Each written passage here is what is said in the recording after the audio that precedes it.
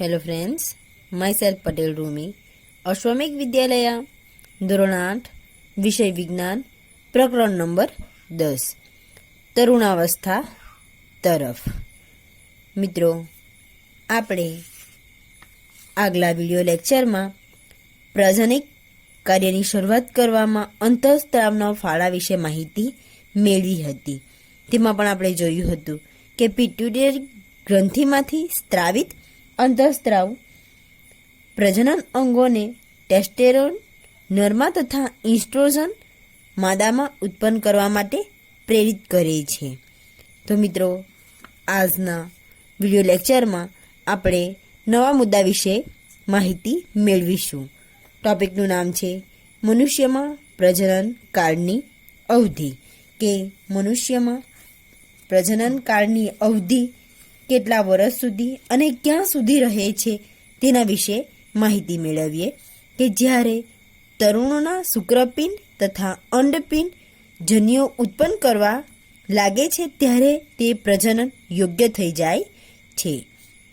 કે જ્યારે તરુણોમાં શુક્રપિંડ તથા અંડપિંડ જન્યુઓ ઉત્પન્ન કરવા લાગે છે ત્યારે તે પ્રજનન કરવા યોગ્ય થઈ જાય છે. જ્યાં સુધી તેઓ અંડપિંડ અને શુક્રપિંડ ઉત્પન્ન ન કરી શકે છે ત્યાં સુધી તેઓ પ્રજનન કરવામાં સક્ષમ હોતા નથી. કે જન્યુઓની પરિપક્વતા તેમજ ઉત્પાદનની ક્ષમતા પુરુષોમાં સ્ત્રીની સરખામણીમાં વધારે હોય છે. એ મિત્રો ક્વેશ્ચન પૂછી શકાય કે જન્યુઓની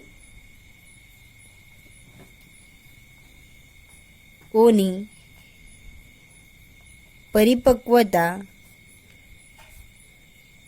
તેમજ ઉત્પાદનની ક્ષમતા પુરુષોમાં સ્ત્રીઓની સરખામણીએ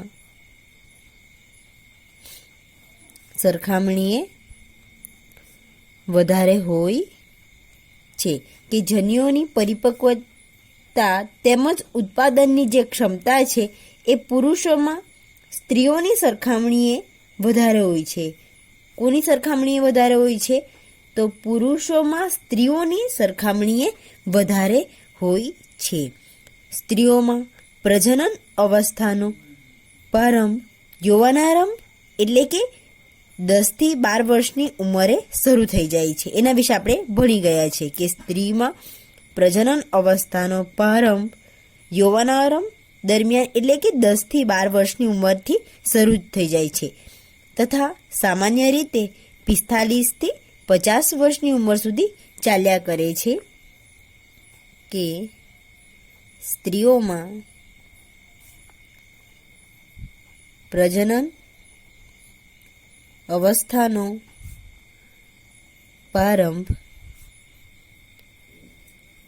યૌવનારંભ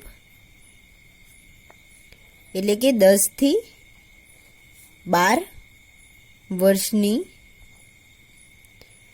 ઉંમરથી થઈ જાય છે તથા તે સામાન્ય રીતે 45 થી 50 વર્ષની ઉંમર સુધી ચાલ્યા કરે છે. કે કયા વર્ષથી યૌવનારંભની શરૂઆત થઈ જાય છે? તો 10 થી 12 વર્ષની ઉંમરે સ્ત્રીઓમાં પ્રજનન અવસ્થાનો પ્રારંભ થઈ જાય છે. અને ક્યાં સુધી ચાલ્યા કરે છે? કે 45 થી 50 વર્ષની ઉંમર સુધી ચાલ્યા કરે છે. મિત્રો, અહીંયા પ્રારંભ પૂછી શકાય અને ક્યાં સુધી ચાલ્યા કરે છે એમ 2 ક્વેશ્ચન આપણને પૂછી શકાય છે. તો પ્રારંભ 10 થી 12 વર્ષની ઉંમરથી શરૂ થઈ જાય છે અને જ્યારે પૂરો એટલે કે એની અંત ક્યારે આવે છે? કે 45 થી 50 વર્ષની ઉંમર સુધી એ ચાલ્યા કરે છે. કે યૌવનારંભથી અંડકોષો પરિપક્વ થવા લાગે છે. કોની શરૂઆતમાં યૌવનારંભથી જ જે અંડકોષો છે એ શું બનવા લાગે છે? પરિપક્વ થવા લાગે છે. અંડપિંડોમાં એક અંડકોષ પરિપક્વ થાય છે તથા લગભગ 28 થી 30 દિવસનો અંતરાલ પણ કોઈ પણ એક અંડપિંડ દ્વારા મુક્ત થાય છે. કે જ્યારે એ અંડકોષો છે, અંડકોષો પરિપક્વ થવા લાગે છે તથા લગભગ 28 થી 30 દિવસનો અંતરાલ પર કોઈ પણ એક અંડપિંડ દ્વારા મુક્ત થાય છે. મિત્રો, અહીંયા પણ તમને મોસ્ટ આઈએમપી ક્વેશ્ચન તરીકે 1 માર્કના ક્વેશ્ચનમાં પણ પૂછી શકાય કે અંડપિંડોમાં એક અંડકોષ પરિપક્વ થાય છે. કે અંડપિંડોમાં કેટલા અંડકોષો પરિપક્વ થાય છે? તો એક અંડકોષ પરિપક્વ થાય છે તથા લગભગ 28 થી 30 દિવસોનો અંતરાલ પર કોઈ પણ એક અંડપિંડ દ્વારા મુક્ત થાય છે. કેટલા દિવસે મુક્ત થાય છે? તો 28 થી 30 દિવસોનો અંતરાલ હોય છે. એટલે કે એ જે અંડપિંડમાં એક અંડપિંડ છે પરિપક્વ થાય છે અને એને એ પરિપક્વ થવા માટે કેટલો દિવસ જેટલો સમય લાગે છે? તો 28 થી 30 દિવસનો અંતરાળ એટલે કે સમય લાગે છે. અને કોઈ પણ એક અંડપિંડ દ્વારા એ શું થાય છે? મુક્ત થાય છે. આ સમયમાં ગર્ભાશયની દિવાલ જાડી થઈ જાય છે. કોનામાં ગર્ભાશયની દિવાલ જાડી થઈ જાય છે? કે જે સ્ત્રીઓ છે તો સ્ત્રીઓમાં એ અંતરાલ દરમિયાન ગર્ભાશયની જે દિવાલ છે તે દિવાલ શું થઈ જાય છે? જાડી થઈ જાય છે. જેનાથી તે અંડકોષોને મુક્ત થયા બાદ યુગ્મનજને ગ્રહણ કરી લે છે અને જેના ફળ સ્વરૂપે ગર્ભધારણ થાય છે. કે અહીં ક્વેશ્ચન પૂછી શકાય, ગર્ભધારણ કોના ફળ સ્વરૂપે થાય છે? તો અંડકોષો મુક્ત થયા બાદ યુગ્મનજને ગ્રહણ કરી દે છે. કે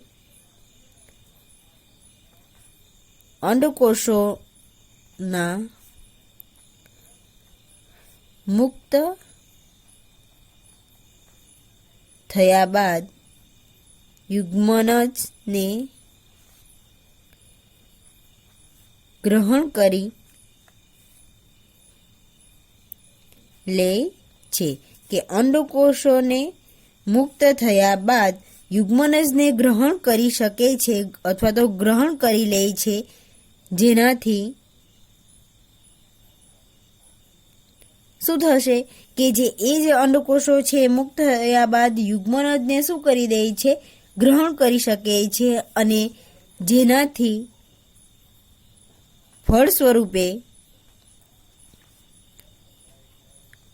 ગર્ભધારણ થાય છે. કે ગર્ભધારણની પ્રક્રિયા કઈ રીતે થાય છે એમ પૂછી શકાય ક્વેશ્ચન. તો આપણે લખી શકીએ કે અંડકોષોના મુક્ત થયા બાદ યુગ્મનજને ગ્રહણ કરી લે છે જેનાથી ફળ સ્વરૂપે ગર્ભધારણ થાય છે. શું થશે? કે જેનાથી ગર્ભધારણ થાય છે. જે અંડકોષોનું ફલન ન થાય તો તેવી સ્થિતિમાં શું થશે? અંડકોષો તથા ગર્ભાશયનું મોટું સ્તર તેમજ તેની રુધિર વાહિનીઓ સાથે તૂટવા લાગે છે.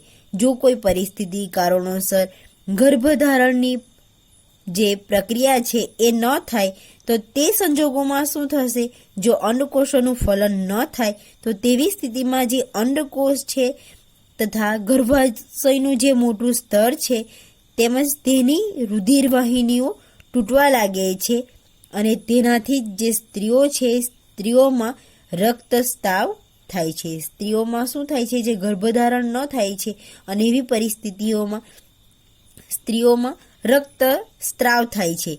જેને શું કહેવાય છે? ઋતુસ્રાવ અથવા તો રજોસ્રાવ કહે છે. મિત્રો, આ તમને ક્વેશ્ચન પૂછી શકાય કે ઋતુસ્રાવ કોને કહેવાય? તો આપણે લખી શકીએ કે જો અંડકોષોનું ફલન ન થાય તો તેવી સ્થિતિમાં આપણે અહીં લખીએ કે જો અંડકોષોનું ફલન ન થાય તો તેવી સ્થિતિમાં અંડકોષો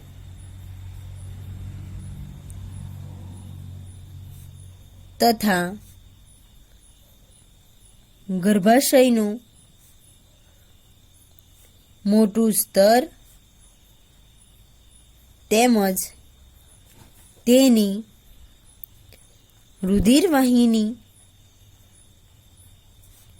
રુધિરવાહિનીઓ સાથે તૂટવા લાગે છે અને તેનાથી સ્ત્રીઓમાં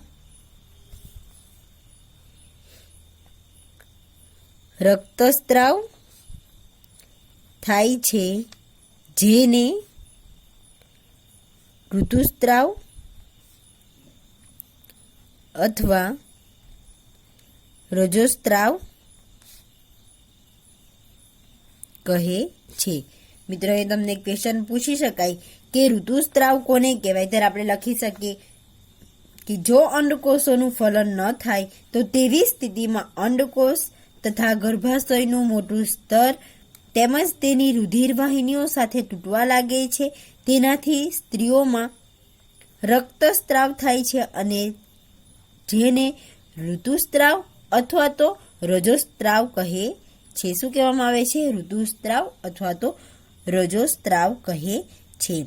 ઋતુસ્રાવ લગભગ 28 થી 30 દિવસમાં એકવાર થાય છે. કે એ જે ઋતુસ્રાવ છે એ ઋતુસ્રાવ 28 થી 30 દિવસોમાં એકવાર થાય છે. કે એ જે ઋતુસ્રાવ છે 28 થી 30 દિવસોમાં ફક્ત ને ફક્ત એકવાર થાય છે. પહેલો ઋતુસ્રાવ યૌવનારંભની શરૂઆતમાં થાય છે. કે પહેલો ઋતુસ્રાવ ક્યારે થાય છે? કે જ્યારે કે જે છોકરી છે, છોકરી યૌવનારંભમાં પ્રવેશ કરે છે ત્યારે એને પહેલો ઋતુસ્રાવ થાય છે. અને તે પહેલો ઋતુસ્રાવ થાય છે તો તેને શું નામ આપ્યું છે? રજોદર્શન કહે છે. મિત્રો, અહીં તમને રજોદર્શન કોને કહેવાય એમ પણ ક્વેશ્ચન પૂછી શકાય, ત્યારે આપણે લખી શકીએ કે ઋતુસ્રાવ યૌવનારંભની શરૂઆતમાં થાય છે અને જેને રજોદર્શન કહે છે. કે ઋતુસ્રાવ યૌવનારંભની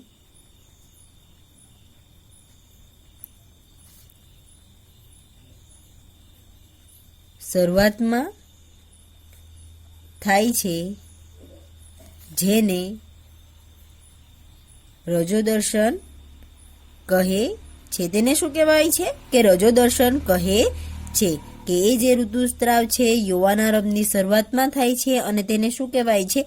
રજોદર્શન કહે છે. લગભગ 45 થી 50 વર્ષની ઉંમર સુધી ઋતુસ્રાવ થવાનું બંધ થઈ જાય છે. કે જ્યારે કે જે છોકરી છે એ 45 થી 50 વર્ષની ઉંમરનો જે સમયગાળો છે એ 45 થી 50 વર્ષની ઉંમરમાં જ્યારે એ પ્રવેશ કરે છે ત્યારે લગભગ ઋતુસ્રાવ શું થઈ જાય છે? બંધ થઈ જાય છે. ઋતુસ્રાવ બંધ થઈ જવાની ક્રિયાને રજોનિવૃત્તિ કહે છે. મિત્રો, અહીંયા પણ તમને ક્વેશ્ચન પૂછી શકાય કે રજોનિવૃત્તિ કોને કહેવાય, તો આપણે એના વિશે માહિતી લખીએ કે ઋતુસ્રાવ બંધ થઈ જવાની ક્રિયાને રજોનિવૃત્તિ કહે. શું કહે છે? કે જે ઋતુસ્રાવ બંધ થઈ જાય છે, નિવૃત્તિ લે છે, વિદાય લે છે, તેને શું કહેવાય છે? રજોનિવૃત્તિ કહે છે. પ્રારંભમાં ઋતુસ્રાવ ચક્ર અનિયમિત હોઈ શકે છે. જ્યારે એ જે ઋતુસ્રાવ છે એનો પ્રારંભ થાય છે તો એનો જે સમયગાળો છે એ અનિયમિત હોઈ શકે છે તથા અમુકમાં એ નિયમિત થવામાં કેટલોક સમય લાગે છે કે પ્રારંભમાં એ ઋતુસ્રાવનો જે સમય છે એ અનિયમિત હોય છે, પરંતુ જેમ જેમ એ ઋતુસ્રાવમાં થતું જાય છે તેમ તેમ એ નિયમિત થવામાં કેટલો સમય લાગે છે અને એ છેવટે એ નિયમિત થઈ જાય છે. ઋતુસ્રાવ ચક્રને નિયંત્રણ અંતઃસ્ત્રાવ દ્વારા થાય છે. મિત્રો, આપણે એના વિશે માહિતી મેળવી હતી કે અંડકોષો અને જે અંડકોષો છે અને શુક્રકોષો છે એનું પણ નિયંત્રણ કોણ કરે છે? અંતઃસ્ત્રાવો કરે છે. એ જ રીતે ઋતુસ્રાવ ચક્રનું નિયંત્રણ અંતઃસ્ત્રાવ દ્વારા થાય છે. આ ચક્રમાં અંડકોષોનું પરિપક્વ થવું, તેનું મુક્ત થવું અને ગર્ભાશયની દિવાલનું જાડું થવું તેમજ ફલન ન થવું જેવી સ્થિતિઓ, તેને તૂટવું વગેરે તેનો સમાવેશ થાય છે. કે એ એનું નિયંત્રણ કરી શકે છે કે એ જે અંતઃસ્ત્રાવો છે એ અંતઃસ્ત્રાવો આ ચક્રમાં અંડકોષોનું પરિપક્વ થવું, એ જે અંડકોષો છે એ મુક્ત થાય કે ન થાય એનું પણ ધ્યાન રાખે છે. ગર્ભાશયની જે દિવાલ છે એ જાડી થાય છે કે ન થાય તેમ, અથવા તો જે ફલન ન થયું જેવી દરેક પરિસ્થિતિ અને તેનું તૂટવું વગેરેનો પણ સમાવેશ થાય છે. જો અંડકોષોનું ફલન થઈ જાય છે તો તેને વિભાજન કરે છે. જ્યારે અંડકોષોનું જો ફલન થાય છે તો તેનું શું થાય છે? વિભાજન કરે છે તથા ગર્ભાશયમાં વિકાસ થવા માટે સ્થાપિત થઈ જાય છે. કે એ જે અંડકોષો છે, અંડકોષો જો ફલન થાય છે તો તેનું શું થાય છે? વિભાજન થાય છે. આપણે વિભાજન વિશે માહિતી મેળવી હતી કે અમીબા એક કોષી સજીવ છે, વિભાજનની પ્રક્રિયા દર્શાવે છે અને એકમાંથી બે પોતાના જેવા નવા સજીવ બનાવે છે. અહીં પણ જે અંડકોષો છે, અંડકોષોનું જો મિત્રો ફલન થાય તો એ શું કરે છે? વિભાજનની પ્રક્રિયા દર્શાવે છે. Thank you.